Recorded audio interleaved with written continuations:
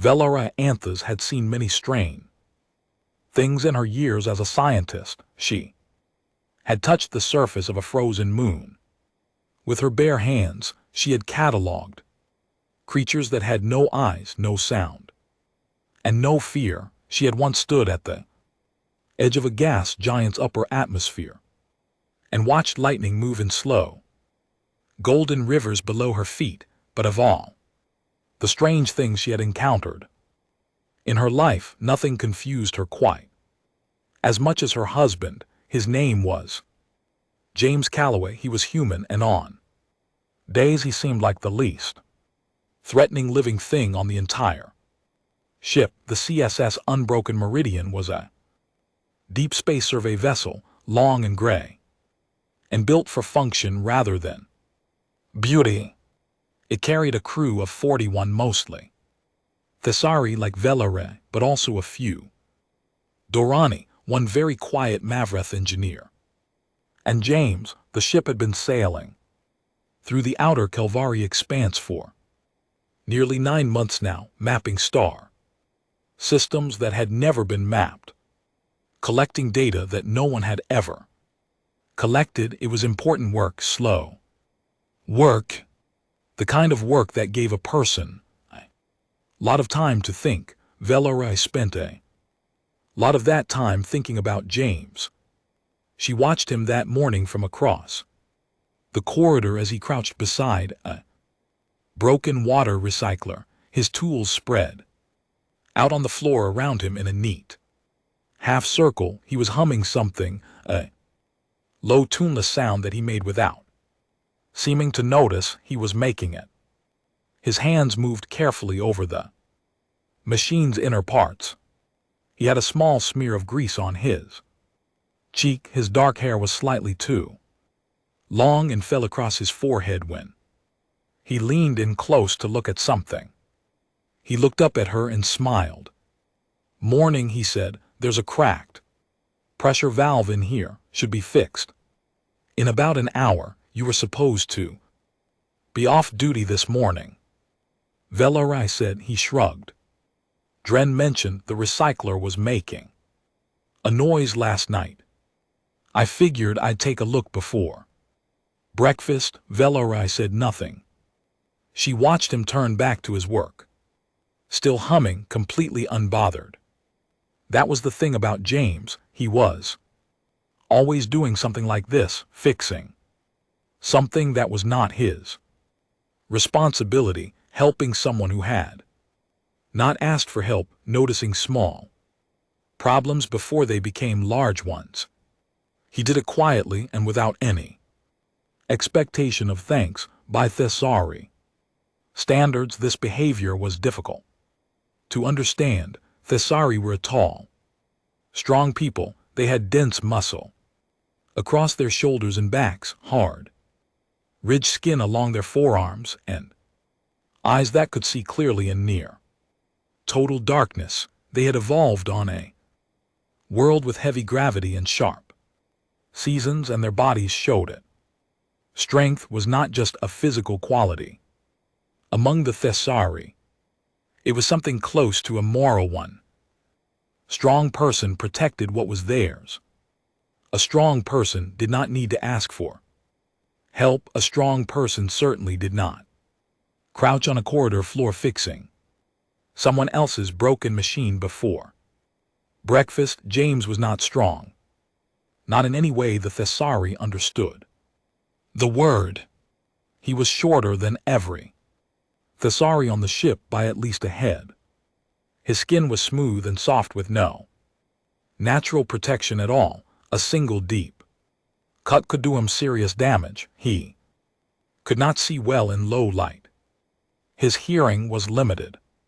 His reflexes, though he seemed unaware of this, were noticeably slower than those of any Thessari crew member.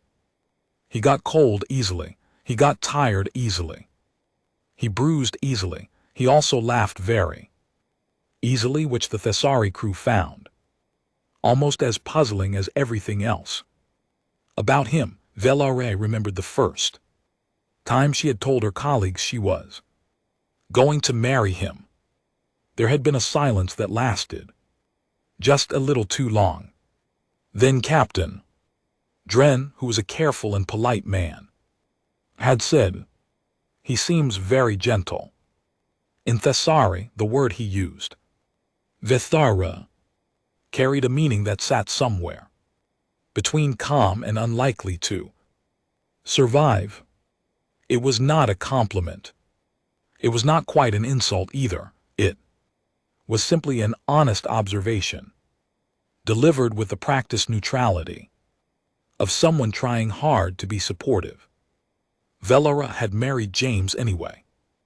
She loved him in a way that was difficult to explain to anyone who had not met him. He was kind without effort. He was curious about everything. He asked her questions about her work and actually listened to the answers. He remembered small things, her favorite food, the particular way she liked her sleeping temperature, the names of her childhood friends back on Thessor.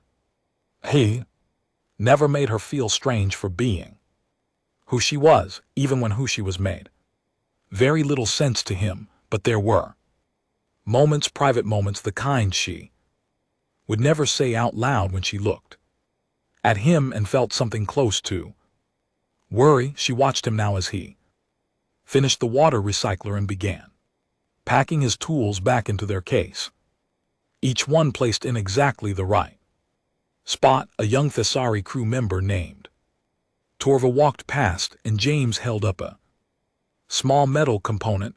"Hey, James," said, "tell Dren the pressure coupling on Recycler 7 was cracked. I replaced it, but he should know." Torva looked at the component, then at James, then at Velorai.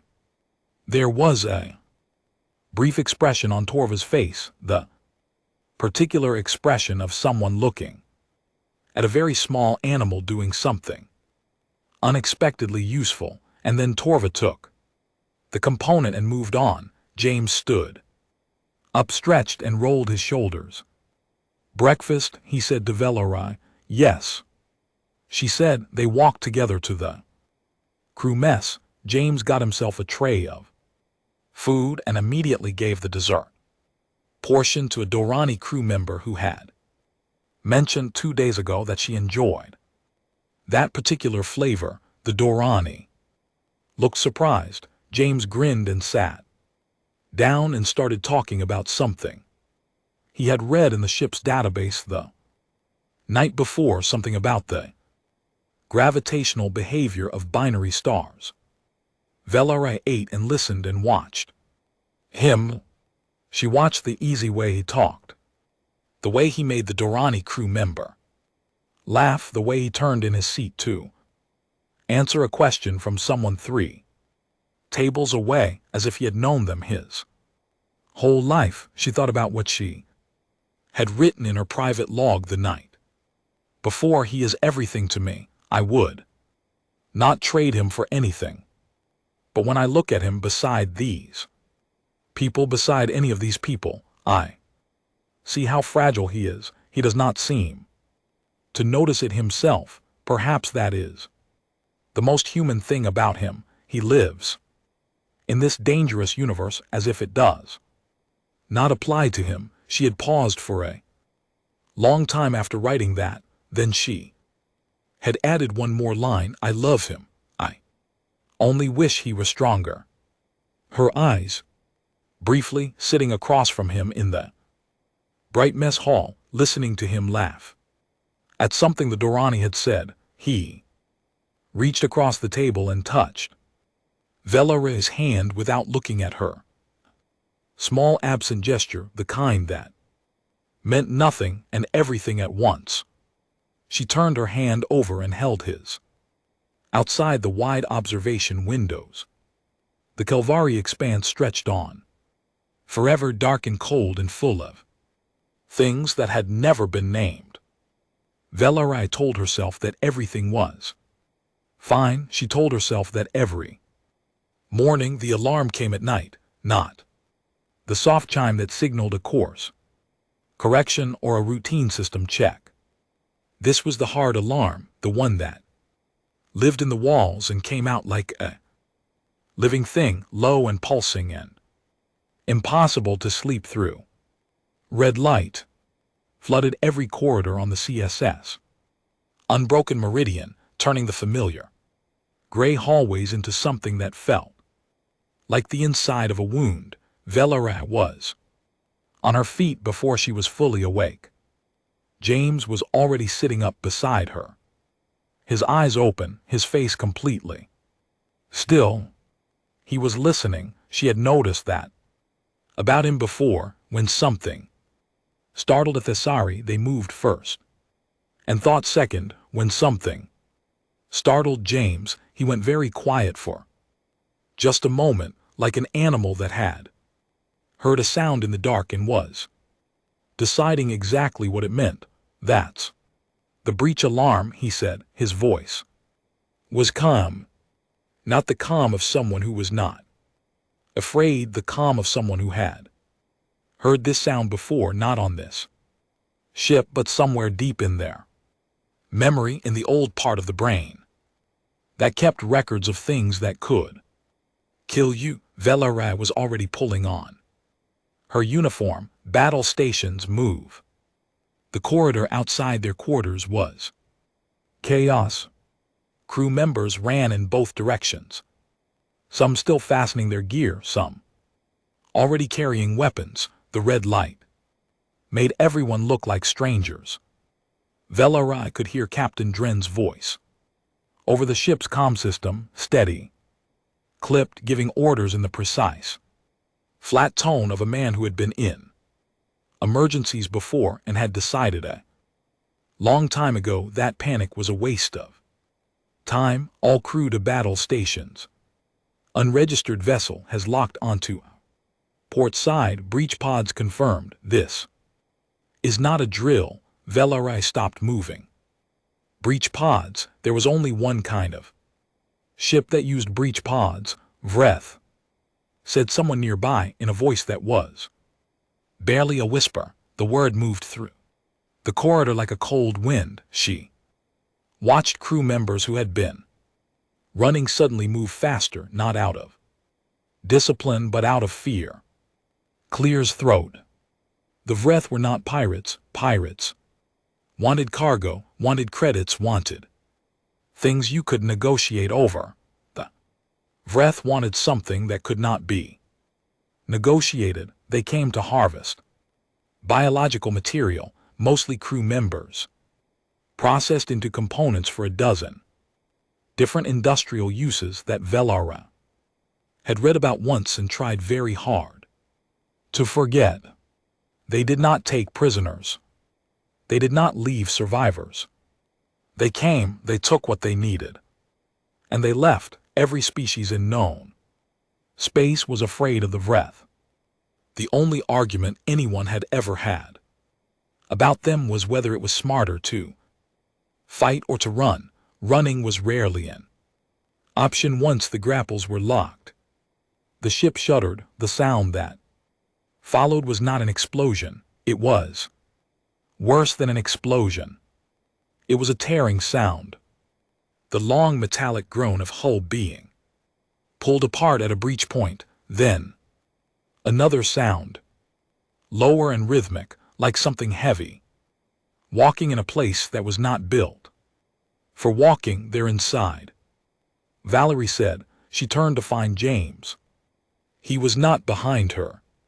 She spun around, scanning the corridor, and found him 6 m away, moving in the opposite direction from the battle stations toward the breach. He had his engineering toolkit over one shoulder and a portable comm unit clipped to his collar. He was not running, he was walking with the particular focused walk of someone who knew exactly where they were going and was not wasting a single step. Getting there, James. Her voice came out sharper than she intended. She crossed the distance between them in 3 strides and grabbed his arm. The battle station is the other way. You need to, I know. He looked at her, His face was different now, not frightened, not excited, not any of the things she would have expected. It was focused in a way she had not seen before.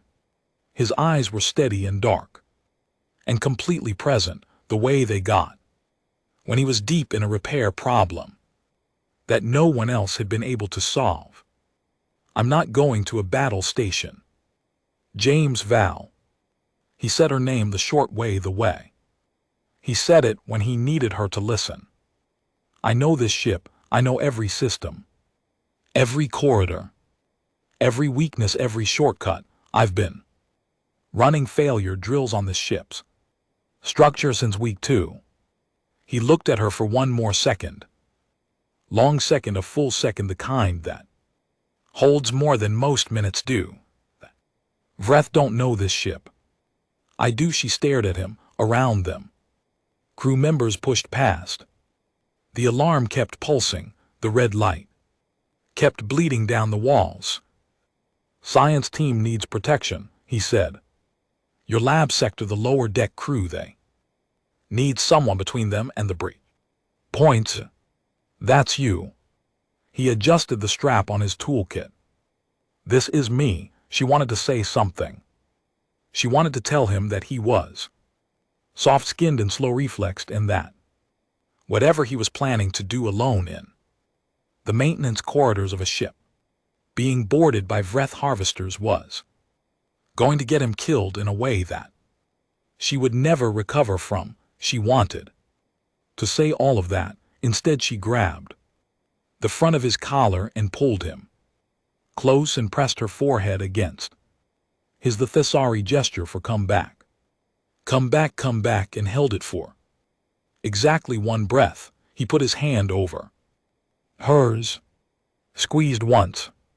Then he was gone, moving down a side corridor, ducking through a maintenance hatch that she had walked past 100 times without ever thinking about what was on the other side. She stood there for 1 second, longer than she should have. Then she turned and ran toward the science deck. The next several hours were the longest of her life. She organized the science team into the most defensible room on the lower deck, a sealed specimen storage lab with 2 walls and a lockable interior hatch. She armed the 3 crew members who had weapons training. She kept the others low and quiet. She listened to the sounds of the ship, and the sounds of the ship were strange.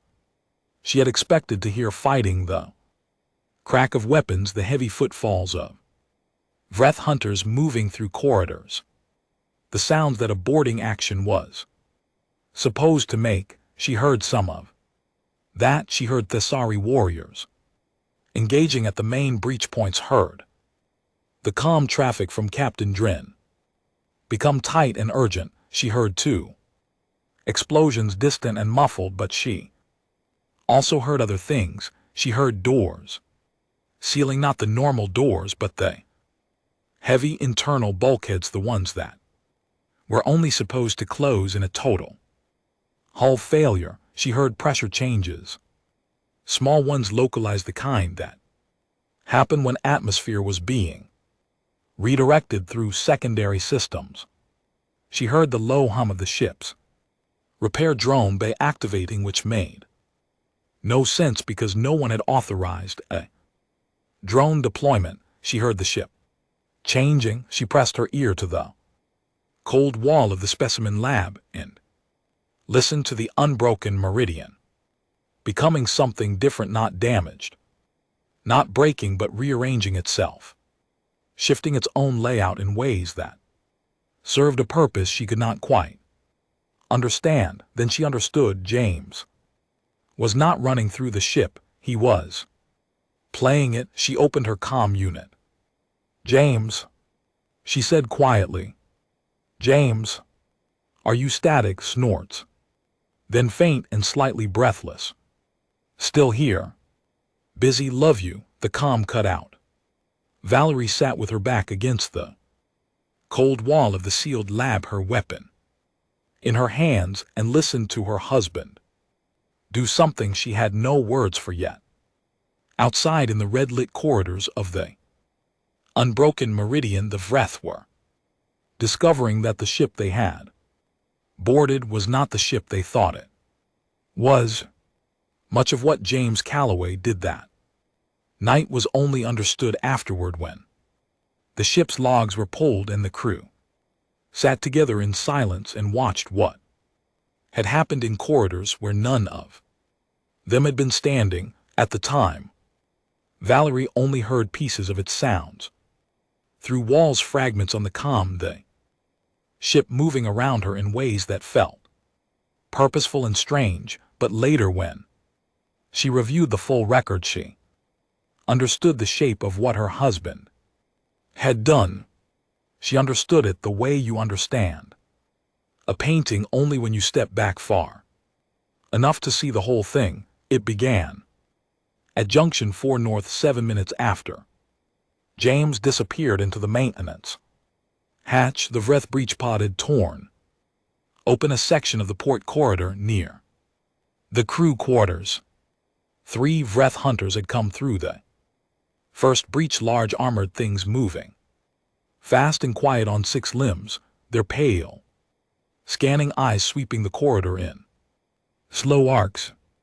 They were experienced boarders. They had done this many times. They knew how crew members panicked, where they hid, how long it took a frightened being to make a decision. What they did not know was that the corridor they were walking down was no longer connected to the rest of the ship in the way it had been 60 seconds ago. James had sealed the forward bulkhead from a panel inside maintenance shaft 4C, which ran parallel to the main corridor. Like a shadow, he had sealed the rear bulkhead too. Seconds later, the 3 Vreth hunters were now standing in a section of corridor that was in every meaningful sense a box. They did not realize this immediately. They moved to the forward bulkhead and found it locked. They turned to the rear and found that one locked too. They had weapons that could cut through most materials, but cutting through reinforced internal bulkhead took time. And James, watching through the maintenance shaft's diagnostic screen, was already moving to the next problem. The second Vreth party had come through a different breach lower on the ship. Near the engineering section, there were 4 of them, and they were moving with the kind of speed and coordination that came from doing the same thing many times. They split at the first junction, 2 going left, 2 going right. The way a hunting party moves when it knows the layout of a space, except the layout had changed. James had rerouted corridor access through the ship's tertiary control nodes, closing 3 junctions that should have been open and opening one that was almost never used a service passage so narrow that Vreth with their wide armored bodies would have to move through its single file. A Vreth moving single file could not flank, could not surround, could not do any of the things that made Vreth boarding parties so dangerous. He also vented a small amount of the atmosphere from that service passage, not enough to suffocate anyone quickly, but enough to drop the oxygen to a level where their movements would become slower and their coordination slightly dulled. Their suits could compensate, but compensating took a moment, and a moment was all a ship needed. 2 of the 4 were rerouted directly into a section where Thessari warriors were waiting. Captain Dren later said he had no idea why the Vreth appeared exactly where they did at exactly that moment in exactly that configuration. He said it felt like something had dropped them there. It had. The third problem was the worst one. A Vreth hunter, a larger one, a unit type that served as a party leader, had broken away from the main groups and was moving through the ship's secondary corridors, with a kind of quiet intelligence that was different from the others. It was not rushing, it was reading the ship, touching walls, looking at junctions, learning the layout the way a careful predator learns new ground. It was going to figure out the patterns. Given enough time, it was going to find the maintenance shafts. James was 3 sections ahead of it, moving through crawl spaces that required him to pull himself forward on his elbows, which was not comfortable, and which he later described with what Valerie considered an extraordinary amount of calm as pretty tight in places. He reached the repair drone bay before the Vreth leader reached Section 7. The drone bay held 12 small maintenance drones, machines designed to crawl through tight spaces and fix things with small, precise tools. They were not weapons. They were not fast. They were not impressive in any way that the word impressive usually applied to things. James spent 4 minutes reprogramming 6 of them. He sent them into the corridors ahead of the Vreth leader, not to attack, but to obstruct. The drones moved into the Vreth leader's path at junction after junction, not blocking it completely, but slowing it, forcing it to stop and assess, costing it seconds. That added up into minutes.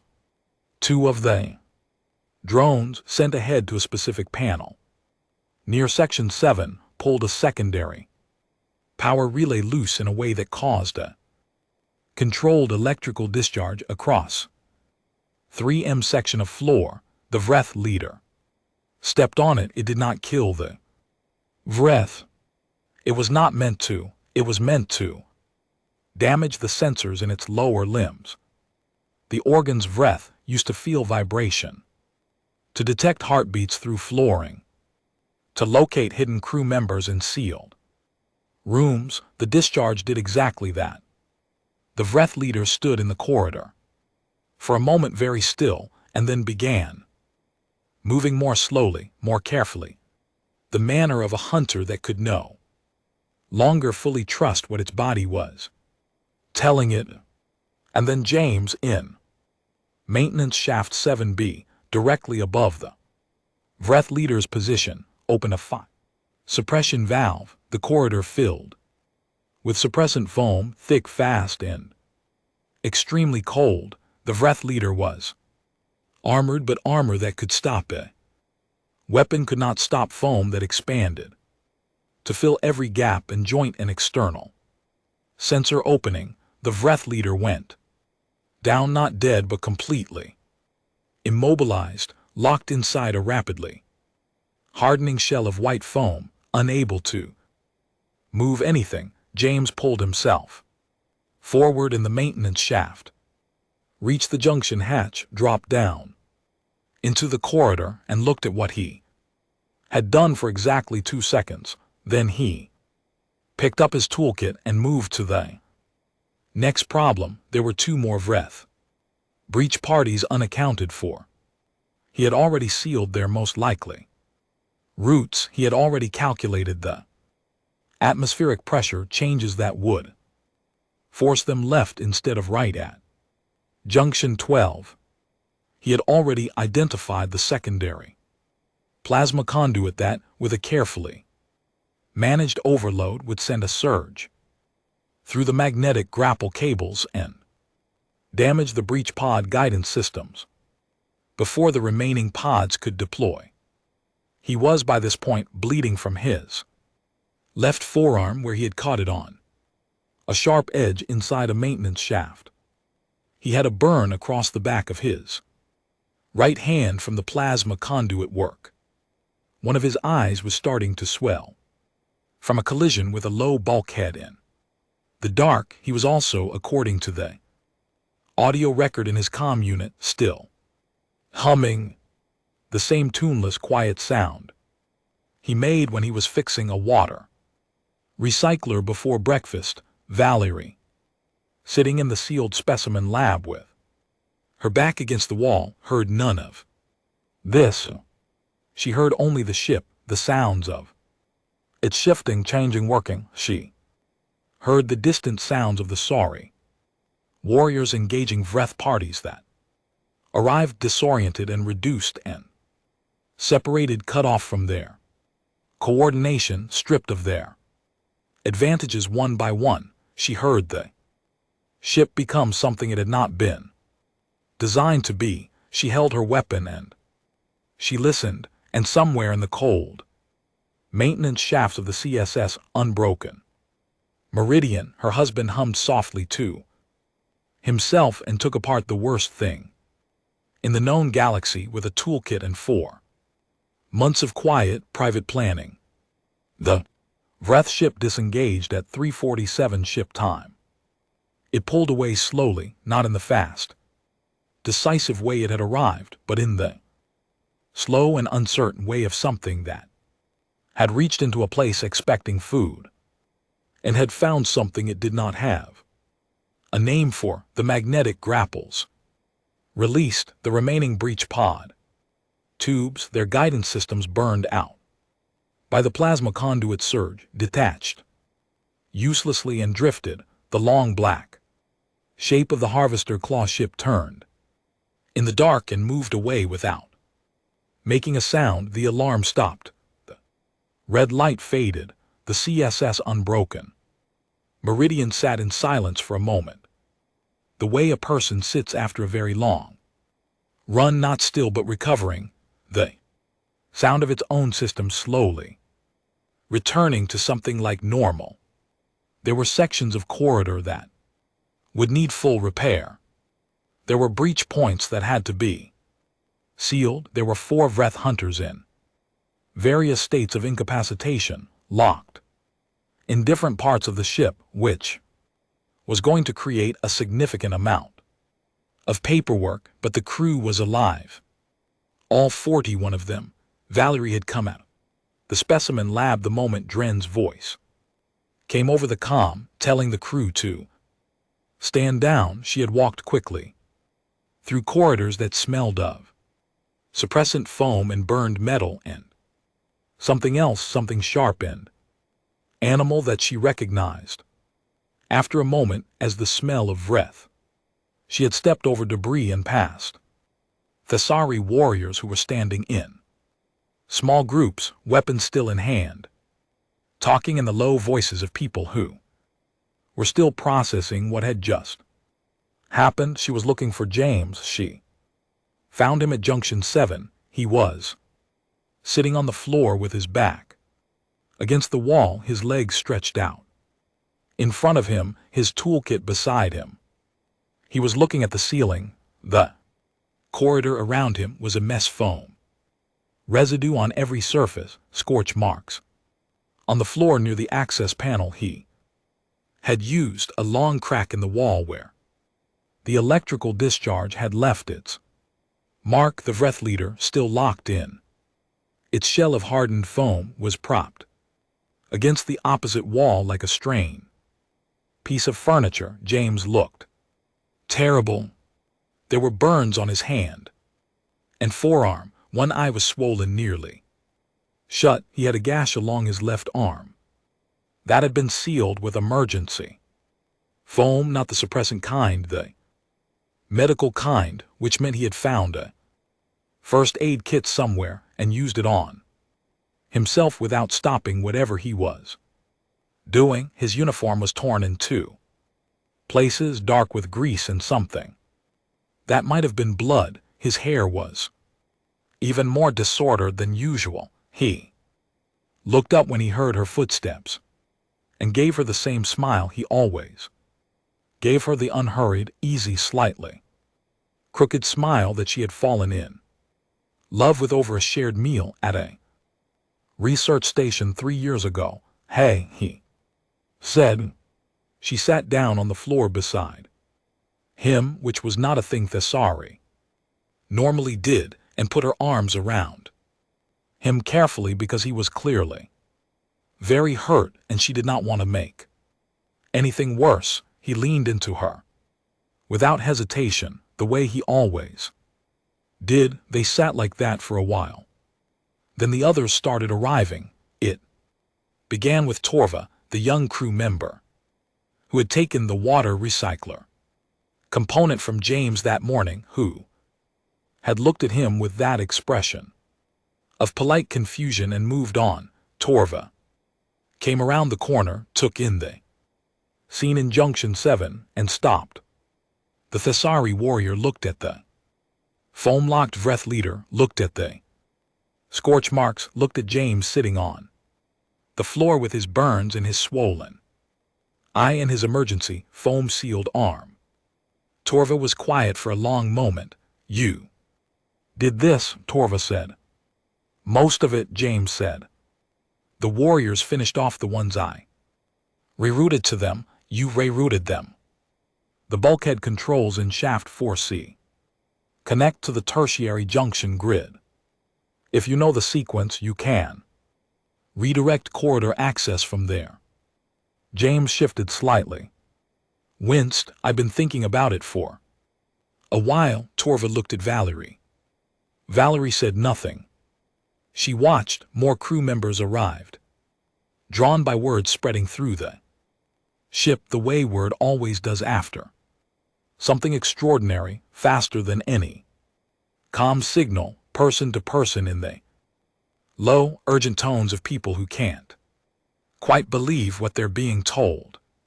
They came in ones and twos and stood in the corridor of Junction 7 and looked at the evidence of what had happened. Captain Dren came last. He was a tall man, even by Thessari standards, broad through the shoulders, with a face that showed its age in the way of someone who had spent a great deal of it in difficult places. He had fought in 3 wars. He had commanded ships through situations that had killed lesser captains. He stood at the entrance to Junction 7 and looked at all of it: the foam, the burns, the crack in the wall, the incapacitated Vreth leader, the human sitting on the floor. And he was quiet for so long that several crew members glanced at each other, wondering if something was wrong.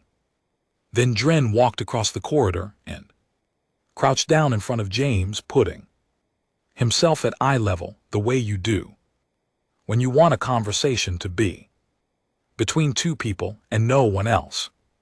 Tell me how you did it, he said. James explained. He was clear and precise and modest about it, in the particular way of someone who has done something difficult and considers it simply the logical application of available information. He talked about the bulkhead sequences. He talked about the atmospheric rerouting.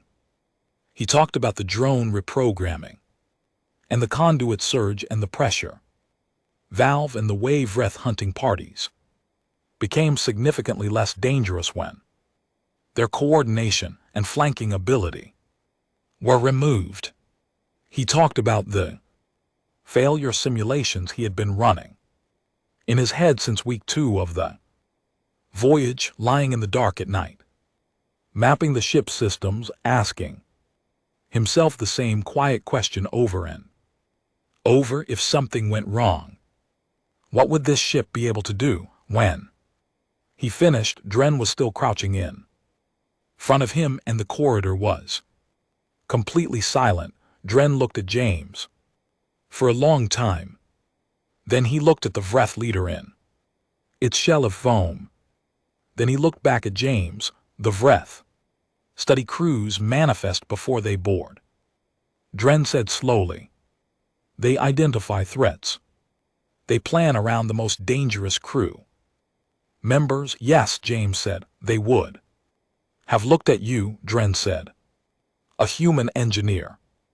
No combat record, no augmentations, no physical threat classification. James smiled. I know. Dren straightened up. He stood there in the ruined corridor and looked at the crew gathered around him, the sorry warriors with their dense muscle and their hard skin and their lifetime of combat training And then he looked back at the human sitting on the floor, who had just done what none of them had done. Valerie watched Dren's face. She had known Dren for 6 years. She had rarely seen him surprised. She watched him be surprised now, and it was a complicated thing to look at, not embarrassment, not admiration exactly, but a genuine and total revision of something he had believed without ever knowing he believed it. Torva said, quietly, almost to no one, he was the most dangerous one on the ship. No one disagreed. Valerie looked at her husband. He was looking at the ceiling again, that easy expression back on his face, already somewhere else in his thoughts, already thinking about the repairs, probably already cataloging what needed to be done and in what order. She had spent 9 months worried about how fragile he was. She had been measuring him in the wrong units entirely. She understood that now, not as an idea, but as a physical feeling in her chest, the particular sensation of a belief you have held for a long time cracking open and becoming something larger and truer. She had been looking at a river and worrying that it did not look like a mountain. She had not understood that rivers and mountains are dangerous in different ways, and that a river, given enough time and knowledge and patience, can take apart a mountain completely. James looked over at her and raised an eyebrow. You okay? He said. Yes, she said. She was not sure that was true, but she was sure of something else, something she had not been sure of that morning when she had sat in the bright mess hall holding his hand and telling herself everything was fine. She was sure now that everything actually was. The medbay on the CSS Unbroken Meridian was a small room with white walls and lights that were slightly too bright. It smelled of antiseptic and recycled air. There were 6 beds, 3 of which were occupied by Thessari warriors with injuries from the boarding action, cuts, burns, 1 broken bone in a forearm from a direct breath strike. They would all recover fully. James was on the 4th bed, sitting up rather than lying down, which the medic kept asking him not to do and which he kept doing anyway. The medic, a capable Durrani named Sovi, was working on his arm with a tissue regenerator, moving the instrument slowly across the gash that ran from his wrist to his elbow. It was not a life-threatening wound, but it was deep enough that it needed proper treatment, and the emergency foam James had applied in the corridor had done its job of keeping the injury stable rather than actually healing it. Valerie sat in a chair beside the bed and watched. James was talking to Sovi about the regenerator, asking questions about how it worked, listening to the answers with genuine interest. The way he listened to everything. Sovi, who had been nervous and shaken when James first came in, had visibly relaxed over the past 20 minutes. That was something else James did without trying. He made people around him feel that the situation, whatever it was manageable, not because he pretended things were fine, but because his manner suggested that even the difficult things were simply problems, and problems had solutions if you looked at them carefully enough. Valerie had been sitting in this chair for almost an hour. She had not said very much. James had not pushed her to, which was another thing she loved about him. He understood the difference between a silence that needed to be filled and a silence that needed to be respected, but there was something she needed to say. She had been carrying it since Junction 7, since she had sat on the corridor floor beside him and felt the shape of everything she had been thinking about him rearrange itself into something new and uncomfortable. James, she said. Him. And GT, clears throat. And GT, he said, still watching what Sophie was doing. I need to tell you something. He looked at her then. The medic glanced up briefly, then looked back down at the regenerator with the professional discretion of someone who has learned when to become very interested in their work. Valerie looked at her husband, his swollen eye, his burned hand, the exhaustion that was starting to show now that the action was over and his body was finally being allowed to report all the things it had been through. She looked at the face she had woken up beside every morning for 3 years, the face she had been worrying over quietly in the private part of herself where she kept thoughts she was not proud of. She told him about the log entry. She told him simply, without excuses, the way you tell someone a truth that reflects poorly on you when you respect them enough to let it. She told him about the word she had written, stronger, and what she had meant by it and how long she had been meaning it without ever saying it out loud. She told him about what Captain Dren had said when she announced the marriage. She told him about the way she had been looking at him, at his soft skin and his slow reflexes and his small, quiet body, and quietly, privately, without ever wanting to, measuring him against the sorry and finding him insufficient. When she finished, the medbay was very quiet. James was looking at her with an expression she could not immediately read. Not hurt, not angry. Something more careful than either of those things. I know, he said. She blinked. You know, not the specific words, but the feeling behind them. He shifted on the bed, adjusted his arm so Sophie could reach a different section. Every species does it, Val. It's not personal. You look at a human and you see all the things that aren't there. The armor, the speed, the strength. Whatever your species has that we don't. And you fill the space with conclusions. He paused. Humans do it too with other species. Everyone has a version of that story. That does not make it right, she said. No, he agreed, it doesn't, but it makes it understandable. He looked at her steadily. You didn't act on it. You loved me anyway. You married me anyway. Whatever quiet worry you had, you chose me in spite of it. I am ashamed of it, she said. I know. He reached over with his uninjured hand and put it over hers. You're allowed to be, and I'm telling you it's okay. Both things can be true. She turned her hand over and held his the same way she had in the mess hall that morning, though that morning felt like it belonged to a different voyage entirely. A different version of the ship, a different version of herself. Tell me something, she said. When you went into those maintenance shafts, were you afraid? He was quiet for a moment. Yes, he said. But fear is just information. It tells you the situation is serious. It doesn't tell you what to do about it. He looked at their joined hands. Humans have been afraid for a very long time. And GT, clears throat.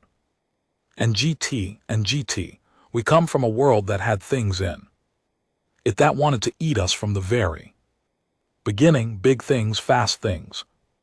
Things with better eyes and better teeth. And better everything. We didn't win. Because we were stronger, we couldn't be stronger. There was always something bigger. He tilted his head slightly. We won. Because we learned the ground. We learned the weather. The seasons. The patterns. We made the environment do the work for us. It's the oldest human Skill, it's in every one of us, Valerie. Thought about the maintenance shafts, the bulkhead sequences, the atmospheric rerouting, the plasma conduit surge. Man in a crawl space with a toolkit and a complete mental map of a ship turning that ship into something the Vreth had never encountered and had no category. For she thought about 10,000 years of frightened, adaptable, incurably curious creatures learning the ground. The Vreth dismissed you, she said. On the crew manifest, I know, he smiled. They saw a human engineer with no combat record and moved on to the next entry. That's the thing about being underestimated. It only hurts until it helps. She looked at him for a long time. There were things she wanted to say, large things, important things about what she had learned tonight and what she intended to carry forward from it, but she found that the things she wanted to say were too big for the bright, small medbay with its antiseptic smell and its slightly too loud lights. They were things that would need to be said over many mornings and many years, slowly, in the ordinary way that important things are usually said between two people who intend to keep choosing each other. So she said only, I am glad you are here. Me too, he said. Sophie declared. The arm done, applied a final regenerative patch and asked James one more time to please lie down. James said he would in a minute. Sophie gave Valerie a look that said clearly that a minute was not going to happen. And Valerie gave Sophie a look back that said she was aware of this and had made her peace with it. Later that night, after James had finally, under significant pressure, agreed to sleep, Valerie sat in the corridor outside the medbay and opened her personal log. She thought for a while before she wrote anything. Then she began. He told me tonight that humans learned a very long time ago that survival is not about being the strongest thing in the room. It is about knowing the room. She paused. I have been thinking about what that means, not just in terms of what he did tonight, though what he did tonight was more than I have words for. I mean in a larger sense. The Vreth studied our crew, manifest and dismissed the human. They looked for the biggest threats. They planned around the obvious dangers.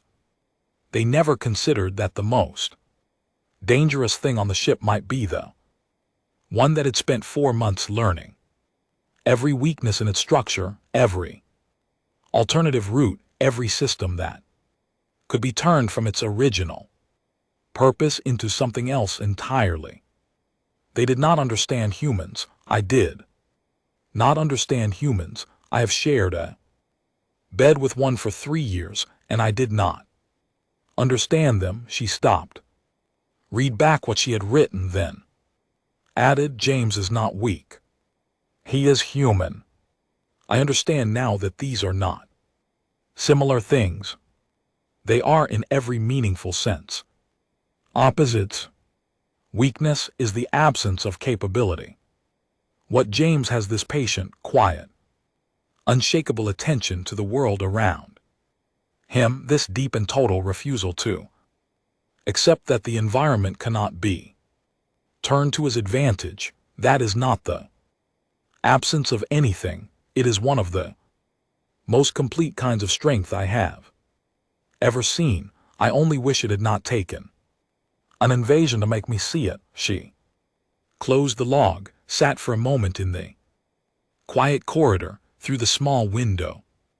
At the end of the hall, the Calvary expanse stretched on as it always had, dark and cold and enormous and indifferent. The same stars, the same silence, but Valerie felt different inside it than she had that morning. She felt for the first time in 9 months that she was not worried. Her Husband was on this ship. He knew every corridor, every system, every weakness, every way that the environment could be made to serve the people inside it. The universe was still large and dangerous. But she had seen tonight what happened to large and dangerous things when they reached for a human who had already decided what to do about them. She stood up, went back into the med bay, pulled a chair to the side of James's bed, and sat down beside him. He was asleep.